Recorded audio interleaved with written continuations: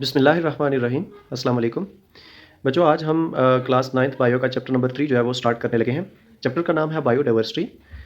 Start करते हैं जी। पहला क्वेश्चन मैंने लिखा हुआ है यहाँ पे, डिफाइन बायोडाइवर्सिटी। बायोडाइवर्सिटी को जब आप डिफाइन करते हैं तो बायोडाइवर्सिटी जो है ये वर्ड दो लफ्ज़ों से मिलकर बना है। एक लफ्ज़ है बायो और दूसरा है डाइवर्सिटी। बायो का मतलब लाइफ होता है, आपको पता है। डाइवर्सिटी का मतलब होता है वैरायटी ऑफ लाइफ। अगर आप बायोडाइवर्सिटी को प्रॉपर डिफाइन करें तो आप क्या कहेंगे? आप कहेंगे variety of life. The term biodiversity refers to the variety of life in an area. किसी भी एरिया में अगर आप लाइफ की वैरायटी को वहाँ पे आप चेक करें कि वहाँ पे कितने जानदार हैं, कौन कौन से जानदार वहाँ पे मौजूद हैं, कितनी तरह के ऑर्गेनिज्म वहाँ पे मौजूद होते हैं, तो इसको आप बायोडाइवर्सिटी कहेंगे। डिस्ट्रीब्यूशन ऑफ बायोडाइवर्सिटी कह रहे हैं कि इसकी डिस्ट्रीब्यूशन कैसे हुई है। Biologists estimate that today global biodiversity में consist of more than 100 million kinds of organism. कह रहे हैं कि बायोलॉजिस्ट जो है वो ऐसा मानते हैं कि इस वक्त अगर पूरी दुनिया में हम बायोडाइवर्सिटी को चेक करें तो तकरीबन 100 मिलियन काइंड्स के आपके पास ऑर्गेनिज्म जो है वो मौजूद होंगे। The biodiversity of an area depends on climate and composition of soil. कह रहे हैं कि किसी भी खास एरिया की अगर आप बायोडाइवर्सिटी को मालूम करना चाहें, चेक करना चाहें, तो वो इस बात पे डिपेंड करती है कि उस एरिया का क्लाइमेट कैसा है, उसका माहौल कैसा है, इन्वायरमेंट कैसा है, आबो हवा कैसी है वहाँ की, एंड कंपोजिशन ऑफ साइल, और वहाँ की मिट्टी कैसी है, वहाँ पे जो उसकी साइल है वो उसकी कंपोजिशन क्या है, वहाँ पे न्यूट्रिएंट्स मौजूद हैं या नहीं है, वहाँ पे वो कोई भी जो ऑर्गेनिज्म है वो वहाँ पे सर्वाइव कर सकता है या नहीं कर सकता। तो ये इस बात पे डिपेंड करता है कि किसी भी एरिया की आबो हवा कैसी है, वहाँ की साइल कैसी है।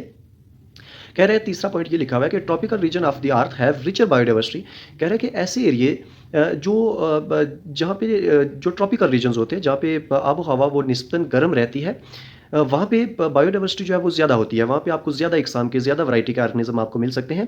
While polar regions have less biodiversity. लेकिन कह रहे हैं कि ऐसे एरियाज़ जो जहाँ पे ज़्यादा सर्द आबो हवा रहती है, सर्द मौसम वहाँ पे ज़्यादा रहता है, वहाँ पे आपको बायोडाइवर्सिटी जो है वो कम मिलेगी। वहाँ दूसरा क्वेश्चन लिखा हुआ है, right note on importance of biodiversity. जब हम बायोडाइवर्सिटी को इंपॉर्टेंस को डिस्कस करते हैं तो यहाँ पे कुछ पॉइंट्स लिखे हुए हैं, हम बात करते हैं उन पे। Biodiversity provides important benefits to people. कह रहा है बायोडाइवर्सिटी से हमें इंसानों को बहुत सारे फ़ायदे जो हैं वो मिल रहे हैं। For example, thousands of animals and plants provides us food. कह रहे हैं कि हज़ारों ऐसे आपको प्लांट्स मिलेंगे, हज़ारों ऐसे आपको एनिमल्स मिलेंगे जिनसे इंसान जो है उसको उसको अपनी खुराक के तौर पर यूज़ करता है। Trees provide would for homes and fuel. उसके बाद कह रहे हैं ये जो दरख्त हैं इनसे लकड़ी मिलती है जिससे हम घर बना सकते हैं, जिसको हम फ्यूल के तौर पर यूज़ कर सकते हैं, जलाने के लिए इस्तेमाल कर सकते हैं। Many species are sources of medicine and useful chemicals. कह रहे हैं बहुत सारी ऐसी आपको स्पीशीज़ मिलेंगी जिनसे आप मेडिसिन तैयार कर रहे होते हैं, जिनसे आपको ऐसे केमिकल्स मिल रहे होते हैं जो काबिल इस्तेमाल होते हैं, जो काफ़ी हेल्पफुल होते हैं। Human also get many industrial materials from organism. उसके बाद कह रहा है कि जो इंसान है ये बहुत सारे इंडस्ट्रियल मटेरियल भी जो है वो मुख्तलिफ ऑर्गेनिज्म से ले रहा होता है, जिसमें हमारे पास बिल्डिंग मटेरियल आ जाता है। बिल्डिंग जब हम बनाते हैं तो उसका बहुत सारी चीज़ें जो है वो हम ले रहे होते हैं मुख्तलिफ ऑर्गेनिज्म से। फाइबर्स की बात कर लें तो वो हम ले रहे होते हैं। डाइज जो है वो मुख्तलिफ जो रंग होते हैं वो हम ले सकते हैं, मुख्तलिफ ऑर्गेनिज्म से ले रहे होते हैं। इसके अलावा रबर और ऑयल जो है ये हमें मिल रहा होता है। Biodiversity also play important role in the maintenance of ecosystem. कह रहे हैं ये जो बायोडाइवर्सिटी है ये इसके अलावा एक बहुत इंपॉर्टेंट रोल होता है इसका इकोसिस्टम को मेंटेन करने में। इकोसिस्टम जो है ये आप कह सकते हैं कि किसी भी एक एरिया का जो माहौल होता है उसको मेंटेन रखने के लिए भी बायोडाइवर्सिटी जो वो एक इंपॉर्टेंट रोल प्ले करती है। For example, plants play in helps in recycling of carbon dioxide. कह रहा है कि इकोसिस्टम को कैसे ये मेंटेन रखता है, जैसे कि जो प्लांट्स हैं ये कार्बन डाइऑक्साइड को रिसाइकिल कर देते हैं। आपको पता है कि जब इंसान सांस लेता है, जब हम सांस लेते हैं तो हम ऑक्सीजन को इनहेल करते हैं, ऑक्सीजन को अंदर लेते हैं और कार्बन डाइऑक्साइड को हम बाहर निकालते हैं। तो कार्बन डाइऑक्साइड को जब हम बाहर निकालते हैं तो वो कार्बन डाइऑक्साइड जो है उसको फिर प्लांट्स यूज़ कर लेते हैं।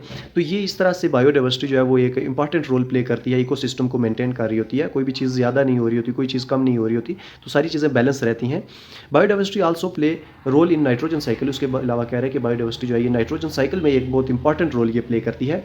And so provides nutrients to the soil. और कह रहे हैं कि इससे फिर क्या होता है कि जो हमारी मिट्टी होती है उसमें मुख्तलिफ जो न्यूट्रिएंट्स है वो ऐड हो जाते हैं और फिर उससे हम और जो चीज़ें वो हम वहाँ से उगा रहे होते हैं और फिर अपनी जो हमारी डाइटरी जो नीड्स होती हैं उनको हम कंप्लीट करते हैं।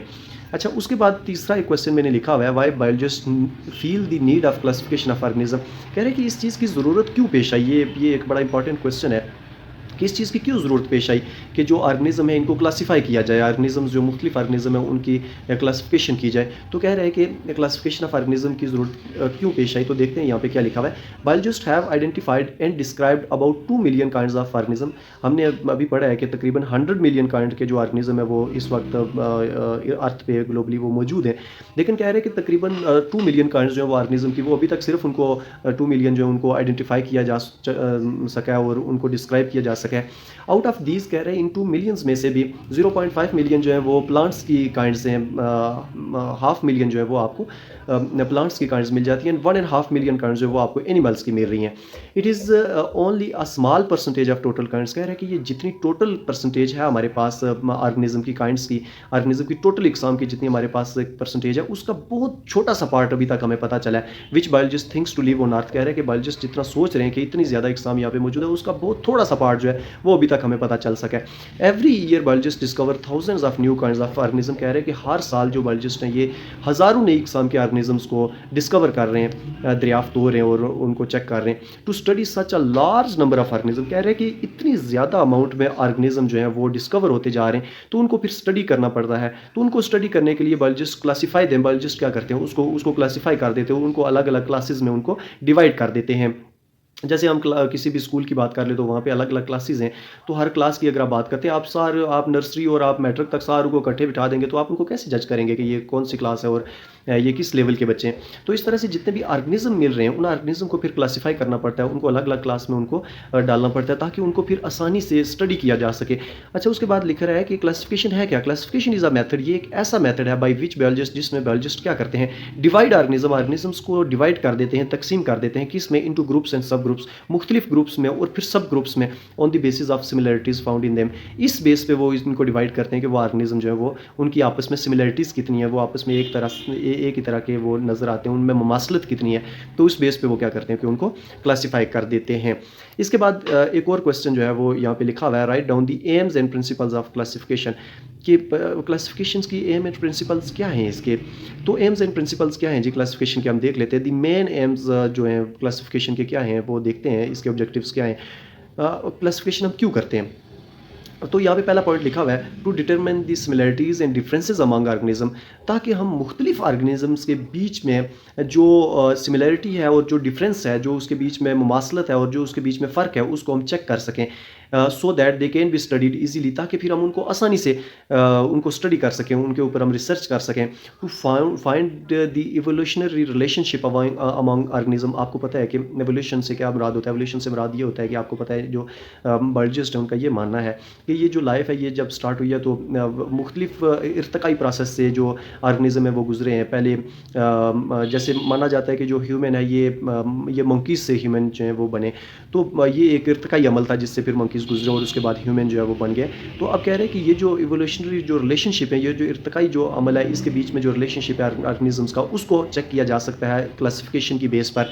Biologist classify organism into groups and सब ग्रुप्स। उसके बाद कह रहा है जो बायोलॉजिस्ट हैं ये ऑर्गेनिजम्स को मुख्तलिफ ग्रुप्स में और सब ग्रुप्स में डिवाइड कर देते हैं on the basis of similar characters. उनके बीच में जो सिमिलर करैक्टर्स जो मौजूद होते हैं, जो उनके बीच में एक जैसी पाई जाने वाली खुसूसियात मौजूद होती है, उन बेस पे फिर वो उनको ग्रुप्स और सब ग्रुप्स में क्या करते हैं जी, डिवाइड कर देते हैं। They also check the genetic similarities. अब कह रहे हैं कि ये उनके जेनेटिक लेवल पर जाकर भी उनके बीच में जो सिमिलरिटीज़ हैं और जो डिफरेंसेस हैं मुख्तलिफ ऑर्गेनिजम्स के बीच में, उसको चेक किया जाता है कि किसी भी ऑर्गेनिज्म का जो जेनेटिक मटेरियल है, जो जेनेटिक उसका मेकअप है, जो जेनेटिक उसके जो जीन्स हैं उसके, वो जीन्स एक ऑर्गेनिज्म के किसी दूसरे जीन्स के साथ वो सिमिलर हैं या उन वापस में डिफरेंट है, तो इस बेस पे भी उनको चेक किया जाता है। Then they use this information. कह रहे हैं कि एक दफ़ा चेक करने के बाद जेनेटिक मटेरियल को, जेनेटिक मेकअप को चेक करने के बाद वो इस इन्फॉर्मेशन को यूज़ करते हैं to know similarities and differences, ताकि उनके बीच में जो सिमिलरिटीज़ हैं और जो उनके डिफरेंसेस हैं किस में, in their structure and function, उनके स्ट्रक्चर और फंक्शन में, उनको भी चेक किया जा सके और उनको स्टडी किया जा सके। तो ये था हमारा फर्स्ट लेक्चर। आप इसको सुन लें और इसमें उम्मीद है आपको सारी बातें समझ आ गई होंगी। अगर कोई चीज़ आपको नहीं समझ आ रही तो आप कमेंट्स में वो बात मुझसे पूछ सकते हैं और मैं उसका वहाँ पे आंसर कर दूँगा। Thank you very much.